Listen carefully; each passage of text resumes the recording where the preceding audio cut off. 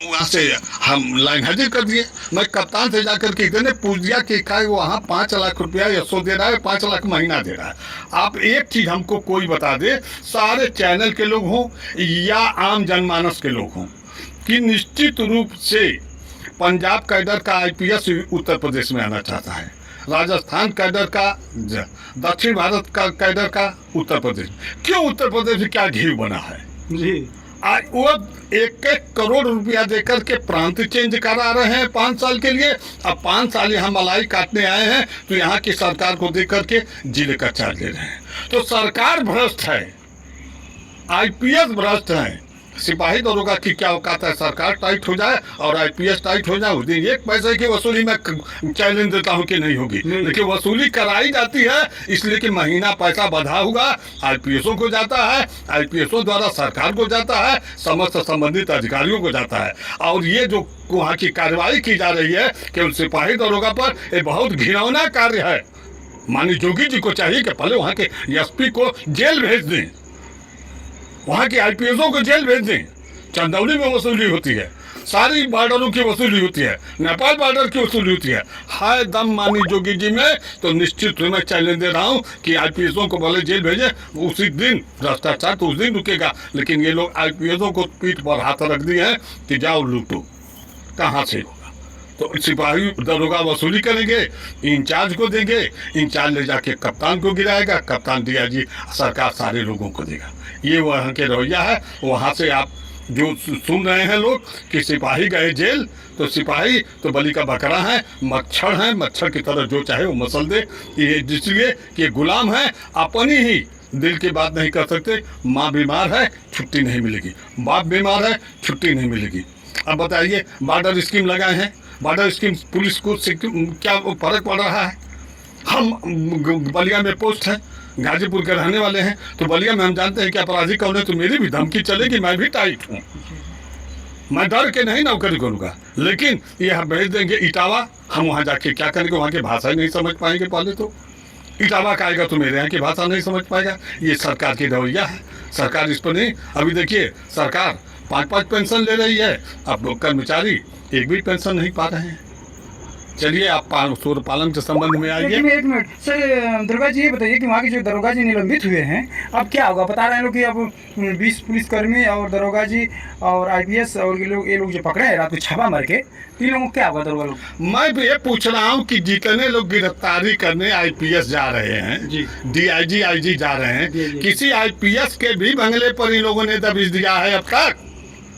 किसी पीपीएस के यहाँ भी दबिश दी है अब तक? कब तक का भ्रष्ट सिपाही से दरोगा? कोई सरकार ने कभी ऐसा अभियान चलाया जो आईपीएसओ के यहाँ दबिश हो? कौन जाएगा चेक करने? कौन जाएगा? उनके यहाँ ऐसा विभाग कायम करें जो आईपीएसओ की गिरफ्तारी हो। सीबीसीआईडी सीबीआई सारी विभाग बना है, तो है विभाग क्यों नहीं बना है? लेकिन उनके यहाँ अब तक किसी ने सुना हो तो हमको बता दे कि आईपीएस पकड़ा गया। आईपीएस रिश्वत कहाँ से लेते हैं? ये सो लोग बंद लिफाफा करके 1-1 लाख 2-2 लाख 5-5 लाख डालेंगे, कुर्सी पर हम चार्ज पे बैठे रहें, इसलिए कि 1700 थाने हैं और इस समय 7000 के ऊपर इंस्पेक्टर केवल हैं और 60% इनको रहना है, 40% सब इंस्पेक्टर को रहना है। तो 60% में अधिक से अधिक 1000 चार्ज पे रहेंगे, 7000 हैं तो 7000 तो चार्ज पे रह पाएंगे नहीं। 1000 अपना प्लेस लगा रहे हैं, पैसा रुपया दे रहे हैं, पैसे की बदौलत चार्ज पे चल रहे हैं, काम की कोई कीमत नहीं है। भ्रष्ट जितना है उसी को पोस्ट कर दिया जा रहा है, इसलिए कि पैसे बगैर तो वो तो निकालेगा पैसा। देखिए आईपीएस आएगा इस प्रांत में तो निकालेगा, उसी तरह पैसे बगैर चार्ज पे तो निकालेगा। जेल जाए सिपाही दरोगा। इतना होने के बाद कुछ सुधार होगा कि नहीं? हाँ, कुछ बता सकते हैं? कभी सुधार तो इसका होना नहीं होगा। ये सिस्टम बन गया है। जब तक हम आप कहीं जाते हैं, अब पैसा दे देते हैं तो हमको संतुष्टि मिल जाती है कि मेरा काम हो जाएगा, हो या ना हो। लेकिन मुझे संतुष्टि मिल जाती है। तो निश्चित रूप से मैं दावे के साथ कर रहा हूँ कि वो भ्रष्टाचार, जब आप ही संतुष्ट नहीं है कि पैसा देने बिना काम होगा, तो कैसे इसका निवारण होगा। दरोगा जी ये बताइए कि हमारा दरोगा जी हो चाहे पुलिस जी हो, सबकी तनख्वाह 50,000, 1 लाख, 1.5 लाख जितना भी होती है, तो ये वसूली कौन करवाता है? आप तो रिटायर हो चुके हैं, आपको सब चीज़ पता है, थोड़ा जानकारी जाती है। वसूली तो मैं कहता हूँ कि कर रहा हूँ कि सरकार संबंधित है इसमें, सरकार संबंधित मुख्य रूप से सरकार वैसे भ्रष्टों को भेज रही है जिले पर, तो जा रहा है, कह रहा है कि जो है कि नरही थाना है, मुझे 5 लाख महीना चाहिए। वसूली कराने वाली सरकार है।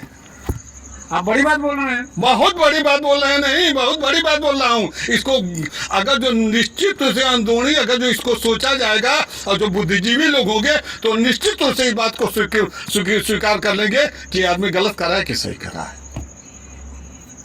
इसका मतलब कि दरोगा लोग और चाहे पुलिस वाले बधे हैं, एकदम बधे हैं, एकदम बधे हैं। एकदम बधे हैं। आप बताइए, नारायणी थाना जी कह रहे हैं जी डेली की वसूली अगर 5 लाख है, मान लीजिए लोग कह रहे हैं जैसा, जी तो 2 लाख रुपया वो या 100 लोग जो है कप्तान के नाम पर, सीओ के नाम पर, उनकी पर्सनल हफ्ते में 3 दिन पिकेट उनकी रहती है।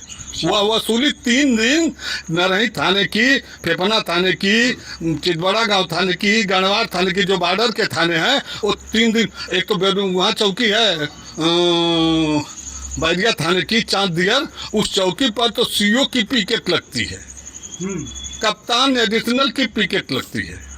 उस वसूली का पैसा उनको आता है। क्या माना जाए, भ्रष्ट वसूलने वाला तो सिपाही है, जेल तो जाएगा सिपाही, निश्चित है। लेकिन वसूली का मुख्य जड़ जिले का कप्तान और उत्तर प्रदेश सरकार कहीं न कहीं से है, इसमें कोई लेकिन नहीं है। इसको कोई कहता है तो हम नहीं मानते, इसलिए कि मैं भी 41 साल इससे सेवा करके नेपाल बॉर्डर भी आया